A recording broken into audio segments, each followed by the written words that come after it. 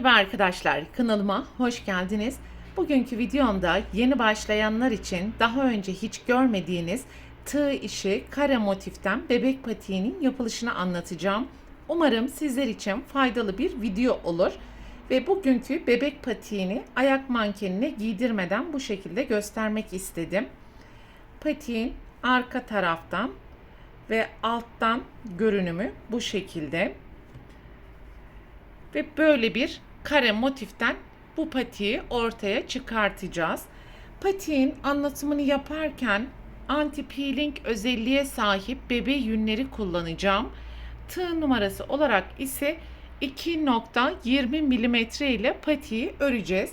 Hazırsanız haydi vakit kaybetmeden patiğin yapılışına başlayalım. Patiğin yapılışına sihirli halka yaparak başlayalım. 3 adet zincir. Halkanın içerisine 2 tane ikili trabzan,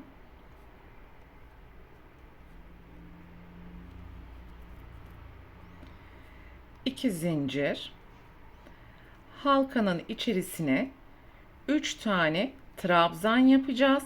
Fakat üçüncüyü yaparken renk değişimi yapacağız.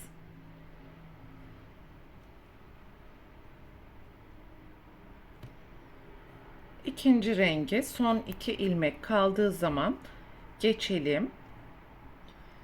2 adet zincir ve buradaki bütün ipleri alttan yürütmeye devam ederek halkanın içerisine 3 trabzan,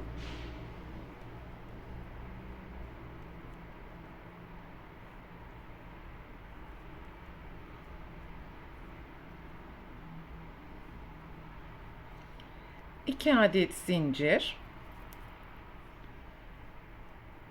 halkanın içerisine yine 3 tane trabzan yapacağız.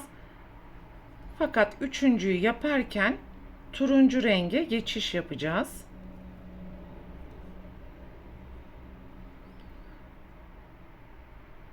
Bakın burada turuncuyu alttan yürütmeye devam ediyorum.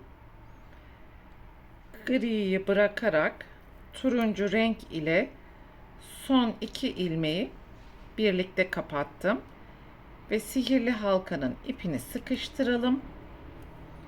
Buradaki turuncu başlangıç ipini de kesebiliriz.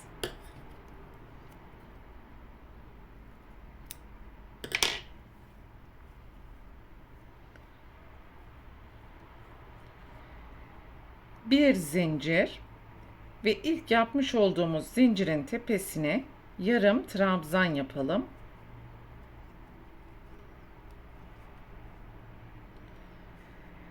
Gri ipi alttan yürütmeye devam edeceğiz. 3 adet zincir, halkanın içerisine 2 tane ikili trabzan,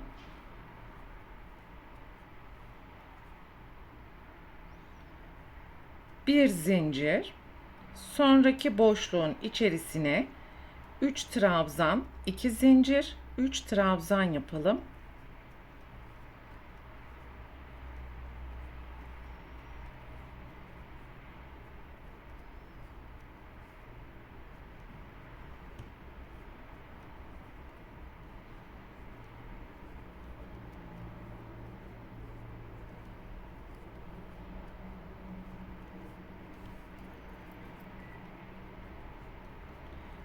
Bir zincir, sonraki köşeye turuncu renk ile 3 tane trabzan yapacağız. Fakat 3. trabzanı yaparken gri renge geçiş yaparak bu kez turuncu ile devam edeceğiz arkadaşlar bu sırada.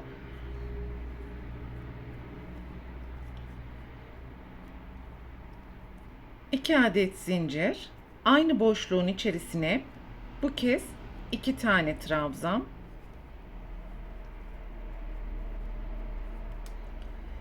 gri ipi alttan yürütmeye devam ediyorum. Alttaki 3 trabzanın tepesine yan yana 3 trabzan,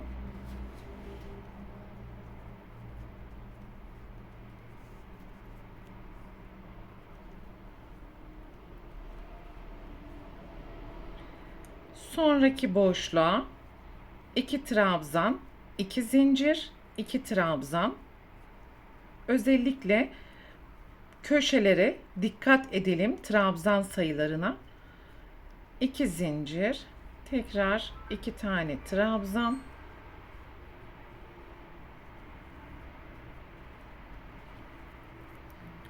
Alttaki 3 trabzanın tepesine yan yana 3 trabzan.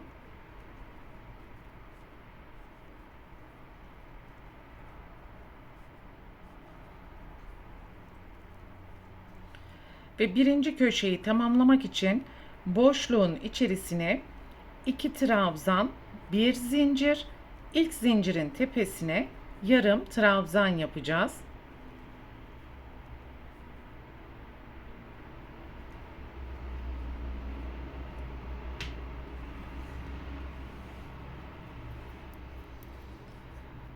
Şimdi karşılıklı üçgen alanların bir tarafında her sırada renk değişimi yaparken diğer tarafta sadece turuncu renk ile devam edeceğimiz için turuncuyu diğer karşı köşeye gelene kadar yapmaya devam edeceğiz. Ve gri ipi alttan yürütmeyi unutmayalım. Boşluğun içerisine 2 trabzan,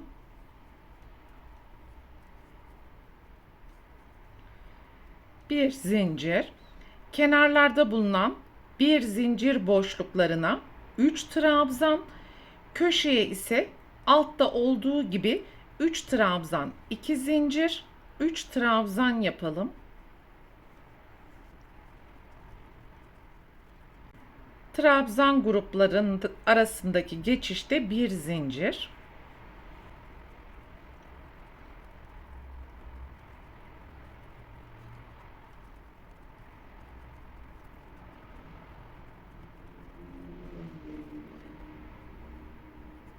Sonraki köşeye 3 tane trabzan yapacağız.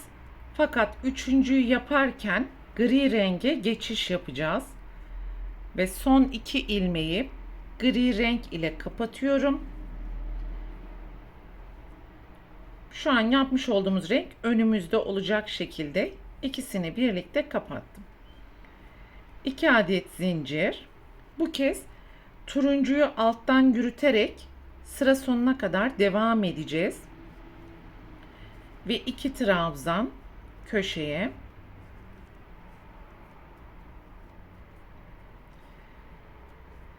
Şimdi diğer köşeye gelene kadar alttaki trabzanların tepesine yan yana ikili trabzan yapacağız.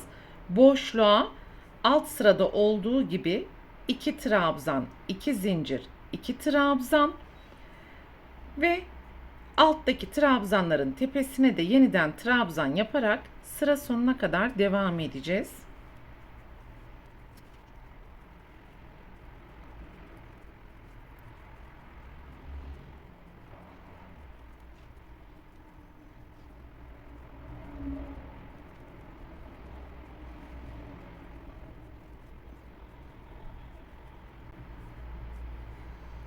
Ve son köşeyi tamamlamak için boşluğun içerisine 2 tane trabzan yapacağız.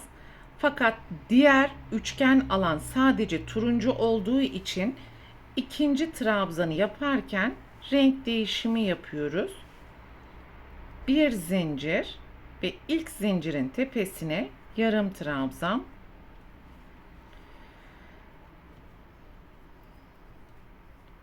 Üç adet zincir. Boşluğun içerisine 2 trabzan. Gri ipi alttan yürütmeye devam ederek her kenarda bulunan bir zincir boşluklarının içerisine 3 trabzan. Buradaki köşeye geldiğimiz zaman 3 trabzan, 2 zincir, 3 trabzan ve diğer köşeye geldiğimiz zaman da 3 tane trabzan yapacağız. Ve bu sırayı tamamen turuncu ile tamamlayacağımız için 3 trabzandan sonra 2 zincir ile boşluğun içerisine tekrar 2 trabzan yaparak yapmaya devam edelim. Turuncu üçgen alanda yan yana trabzan gruplarını yaparak karşıdaki köşeye ulaştım ve 3 tane trabzan yaptım. Şimdi yan yana trabzanları yapacağımız için 2 zincirden sonra 2 tane trabzan yapıyorum. Ve alttaki trabzanların tepesine ikili trabzan, boşluğa 2 trabzan, 2 zincir, 2 trabzan, tekrar alttaki trabzanların tepesine trabzan yaparak sıra sonuna kadar devam edeceğiz. Ve gri ipi alttan yürütmeyi unutmayalım.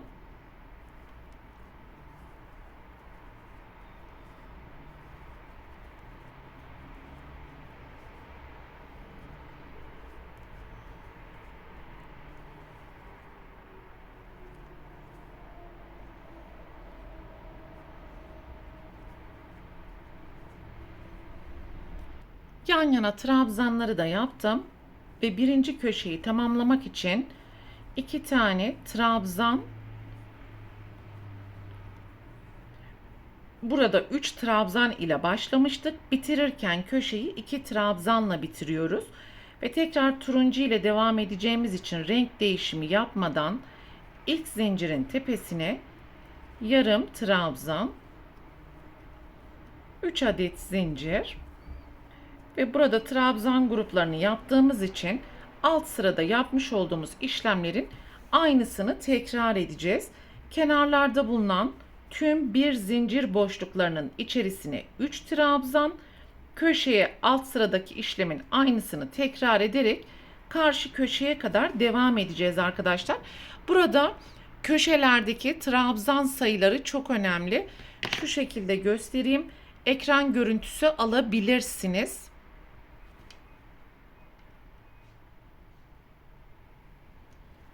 Çünkü yan yana trabzanları yaparken 2 tane trabzan yapıyoruz köşelerde.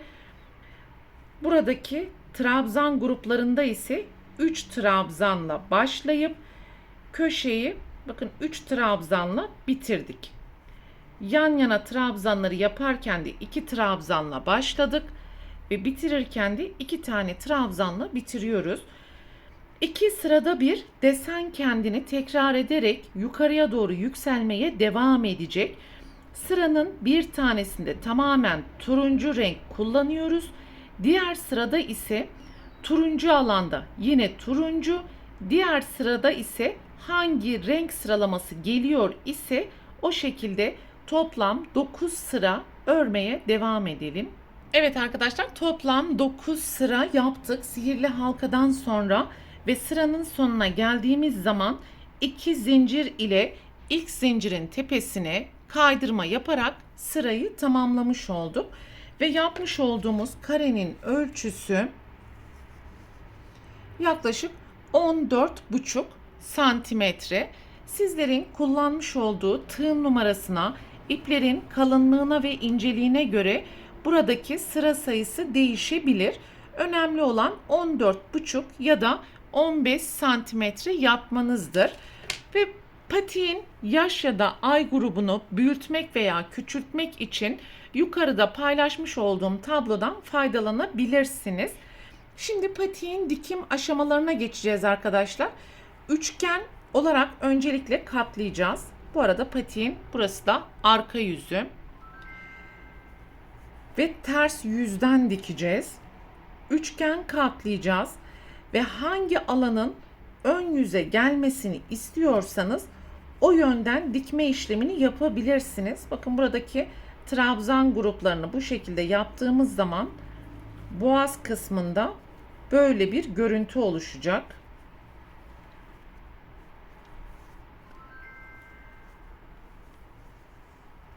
Bu şekilde dikecek olursanız burası ayak taban bölümüne gelecek ve boğaz kısmını bu şekilde olmuş olacak.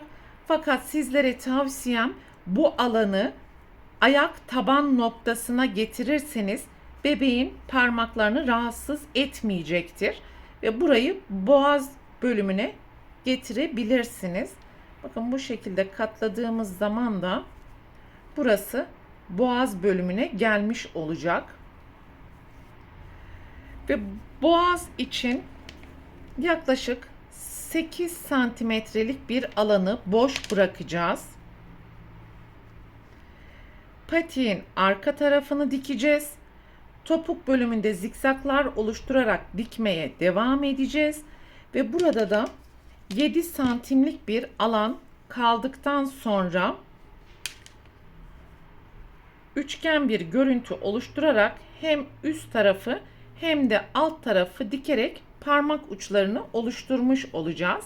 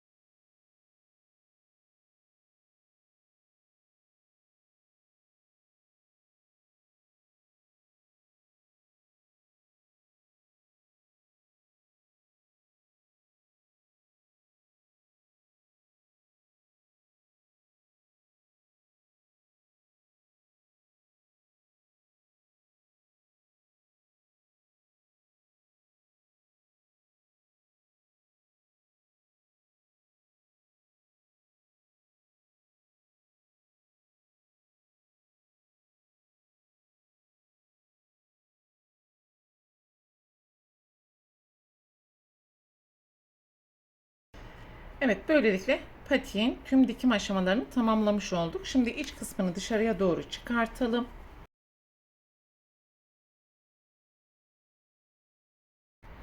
Patiğin topuk bölümü ve alt tarafına gelen nokta, bu şekilde bir görünüm elde etmiş olduk arkadaşlar.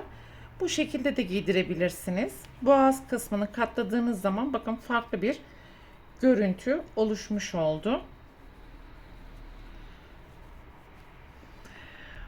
Bu videoda anlatacaklarım bunlardan ibaretti. Umarım sizler için faydalı bir video olmuştur. Sonraki örgü eğitim videosunda görüşene dek lütfen kanalıma abone olarak videomu beğenmeyi unutmayın. Hoşça kalın.